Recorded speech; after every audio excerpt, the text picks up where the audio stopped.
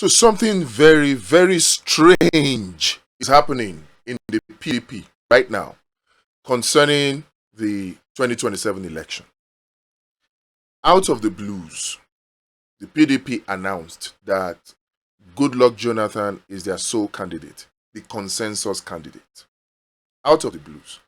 And we're talking about the Turaki-led faction. Remember, in the PDP, there are two factions right now. The one that Sam Anyanwu is a member of the NWC, the one that is loyal to Wike, and then you have the Turaki-led PDP that are holding on to the Supreme Court ruling or the Supreme Court judgment to set up a critical committee backed by the, the BOT. So you have two factions in the PDP. And one of those factions, the Turaki-led faction, came out of nowhere, out of the blues, and announced that Goodluck Jonathan is their sole candidate, their consensus candidate. And to make matters even more confusing, they came out today to announce that they are waiving the screening for Goodluck Jonathan, that he has been president before, blah, blah, blah, blah, blah, blah. They did not consider that there is a case in court against Goodluck Jonathan seeking to disqualify him. They did not consider that. They did not consider that the Electoral Act has been amended to stipulate that if you have been sworn in twice. They did not consider that. They just assumed that Goodluck Jonathan, having been president before, is their sole candidate. But here is why it is very, very funny and strange. Goodluck Jonathan was screened in absentia, meaning Goodluck Jonathan was not even present when he was screened. Apart from Tinubu, and Tinubu was even present, just that they took the screening to go and meet him in Aso Rock Villa, and then they said there's no point, they just, those are take about thing. So apart from Tinubu right now, Goodluck Jonathan will be the first to be screened in absentia, because even Peter Obi, that the NDC adopted as their consensus candidate, still had to buy form. He had to buy form. He still had to attend a screening. In fact, even for Tinubu, they bought form for Tinubu. But in the case of Goodluck Jonathan, we have not heard that anybody bought form for Goodluck Jonathan. And then, on top of that, while we're still asking all of these questions, Goodluck Jonathan has not come out to accept the nomination. He has not come out to tell Nigerians whether he is running or not. He has not even come out to tell Nigerians that he is a member of the PDP. Because when people went to go and meet him, I still maintain this, and it's important that Nigerians remember this. When people went to meet Goodluck Jonathan asking him to run, it was already past May 10. And it was already past the deadline for submission of the electronic membership registers of political party. If Goodluck Jonathan is going to join a PDP, and let's assume he joined it in secret, which of the factions did he join?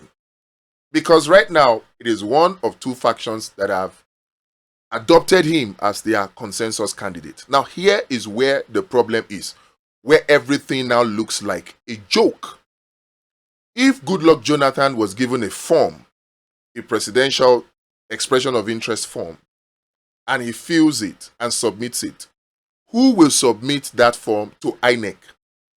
Because of the two factions, if you go to the INEC website right now, it is the Samuel Anyanwu Wike faction that is recognized by INEC. And that means that it is only that Samuel Anyanwu Wike, loyal to Wike faction, that can submit form for PDP. So is this a joke that the Turaki-led faction of the PDP is cracking for Nigerians? Because we are still wondering, why would Jonathan insert himself into the mix? Why has Jonathan not come out to accept the nomination? Is this a game? Because if it is, it's a very expensive joke. Consider that we were still here wondering why a Senator Natasha Akpoti bought form from the faction of PDP that was loyal to Wike, the Samuel Anyanwu faction. We were still wondering that until somebody said, you need to check the faction of PDP that is recognized by INEC. Yes, recognized by INEC. Many people seem to make the mistake of thinking, oh, Supreme Court judgment. Let's face facts. Both the Turaki-led faction and the Sam Anyanwu faction, both of them are claiming victory of the Supreme Court judgment. So at the end of the day, the decisive thing to do would be to look at who does INEC recognize. As it is now, it is the Wike faction that INEC recognizes. Which means that even if Jonathan comes out tomorrow to say he is running, which is not likely, because his name will not be on that membership register. And if his name is, that means he has done it before, which means he will also now be somebody we cannot trust. In both cases, it's not good for him. It means that even if his name comes out, the Turaki-led PDP cannot submit it to INEC. INEC will not give them the code to access the portal through which they will upload the forms for the candidates. So as it is right now, Goodluck Jonathan is not going to run. It's not going to run. Some people, it appears as though, and I have to ask it, perhaps, is somebody trying to fly a kite here? Because let's not forget, the matter of eligibility is still in court. And this is where it takes a different twist. Because while we are saying the Turaki-led faction of the PDP is not recognized by INEC, you have the eligibility case against Jonathan in court. And then you have the Attorney General of the Federation, a Tinubu appointee, joining the case to ask the court to strike out the case against Jonathan, that Goodluck Jonathan is qualified to run. So it is based on this that some people are now beginning to suspect that it is Tinubu that is pushing Jonathan. But then again, if you look at it, if Tinubu is pushing Jonathan to run, why push Jonathan to run under the Turaki-led faction when the INEC recognized faction is the Wike faction? See where it gets a little confusing. So somehow I am tempted to believe that after all, Tinubu may not be the one pushing Goodluck Jonathan to run. In fact, I am tempted to conclude that Goodluck Jonathan is not even interested in running. I feel very strongly that the Turaki-led faction are just trying to fly that kite of Goodluck Jonathan running to gain relevance, perhaps to gain the attention of Tinubu, who may be interested in splitting the votes of Peter Obi in the South in the election of 2027. They're trying to fly it to see if they will get some kind of support. But in both cases, Goodluck Jonathan cannot be on the ballot, except some mago happened before that. 2027 is in hot gear right now. Peter Obi has gained the ticket of the NDC, Nigeria Democratic Congress. Things are getting interesting. Now propaganda upon propaganda are coming out to try to demarket Peter Obi. All his achievements, everybody is trying to water it down. But then, one thing is very, very important, and this is something all obedient and Kwankwasians, all OK ticket supporters of the Nigerian Democratic Congress, and Nigerians in general, must focus on. We need free and fair elections. The only way any opposition gets into Aso Rock in 2027 is by ensuring that we have free and fair elections. If you go by the primaries of the APC so far, Nigerians are rejoicing because it has proved that the rich also cry.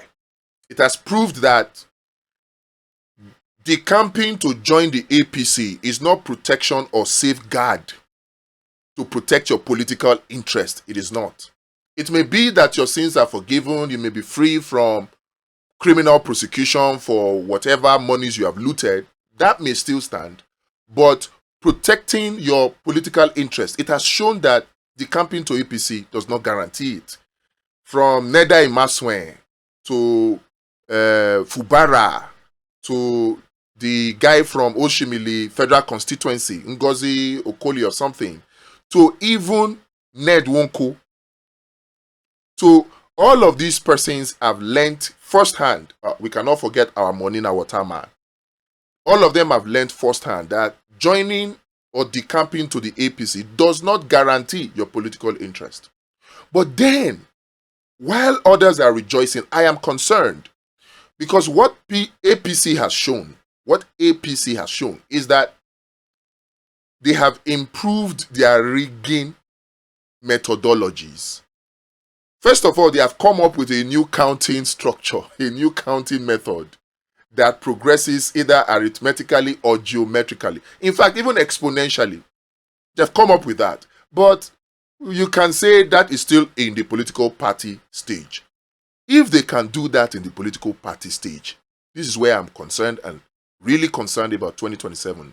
What will they do to rig 2027? Or are you still thinking that somehow 2027 will be free and fair without the people coming out to do something? I have my doubts.